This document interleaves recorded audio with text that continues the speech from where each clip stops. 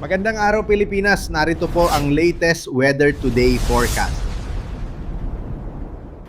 Sa kasalukuyan, may binabantayan tayong low pressure area na nasa labas pa ng ating Philippine Area of Responsibility. Huling namataan yung sentro ng LPA na ito kaninang alas 3 sa layong 1,800 kilometers silangan ng Visayas. Maliit yung chance na nasabing low pressure area na maging bagyo within the next 24 hours. So yung magiging scenario po natin sa LPA na ito, magiging generally westward yung paggalaw nito sa susunod na 24 oras bago ito lumiko pahilaga or northward. So mananatiling malayo itong LPA sa ating bansa at wala itong magiging epekto sa ating panahon sa mga susunod na araw. Gayunpaman, patuloy ang pag-iral ng ating southwest monsoon o yung hanging habagat at makikita natin dito sa ating latest satellite images itong mga kaulapan sa kanurang bahagi ng ating bansa. Ito yung tinatawag nating mga nimbus stratus clouds na commonly associated sa isang epekto or sa epekto ng ating habagat. Sa kasalukuyan, patuloy ang pag-iral ng habagat dito sa malaking bahagi ng Luzon at Visayas.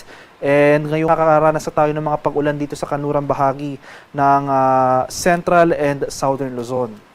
So for the rest of the country, especially dito sa Mindanao at itong central and eastern portions ng Luzon at Visayas, ay mababawasan na yung mga pag-ulan na ating mararanasan, generally improving weather conditions as compared sa mga nakarang araw.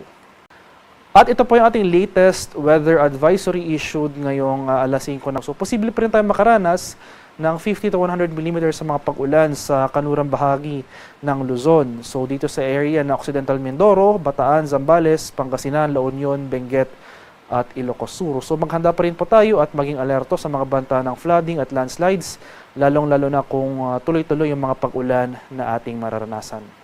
At ito yun ang ating magiging lagay ng panahon dito sa Luzon.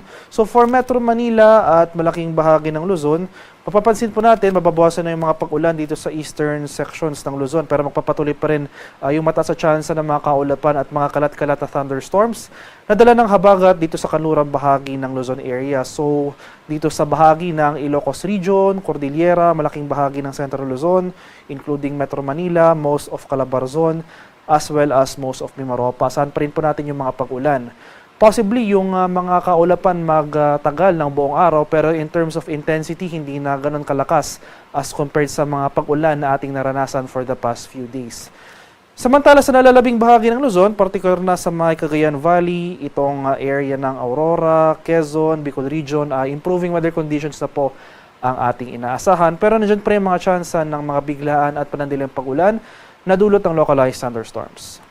Para naman sa bahagi ng Palawan, Visayas, as well as dito sa Mindanao, ay magpapatuloy na itong improving conditions over most of Visayas at mapapanatili ng Mindanao itong bahagyang maulap hanggang sa maulap na papawiri na may tsansa ng mga localized thunderstorms. Magpapatuloy pa rin yung mga pag-ulan pero dito sa Palawan na dulot pa rin ng ating southwest monsoon o habagat. So maganda pa rin po tayo at maging alerto sa mga banta ng flooding or landslides. At sa kalagayan ng ating karagatan, sa kasalukuyan wala na tayo nakataas na gale warning, no? Pero iba yung pag-ingat pa rin sa ating mga kababayan na maglalayag, especially dito sa seaboards ng Northern Luzon at Western seaboards ng Central and Southern Luzon dahil makaranas pa rin tayo dyan ng katamtaman hanggang sa maalong karagatan.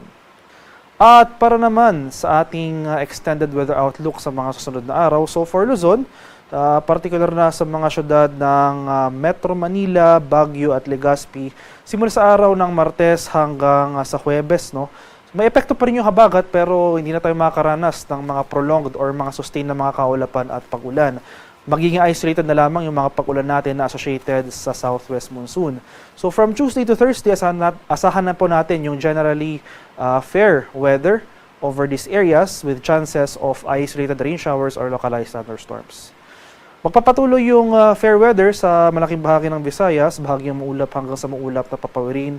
Pero magdala pa rin tayo ng payong at nandyan pa rin yung mga tsansa ng mga usual afternoon to evening na mga rain showers or thunderstorms. Ganoon rin ang panahon na ating inaasahan sa Mindanao from Tuesday to Thursday. No significant rainfall ang ating mararanasan or yung mga sustained na pag-ulan. Wala po tayong mga sustained na pag-ulan na inaasahan pero nandyan pa rin yung mga tsansa ng localized thunderstorms, especially sa hapon hanggang sa gabi. Pero nevertheless, for the remainder of the day ay generally fair weather po ang ating mararanasan.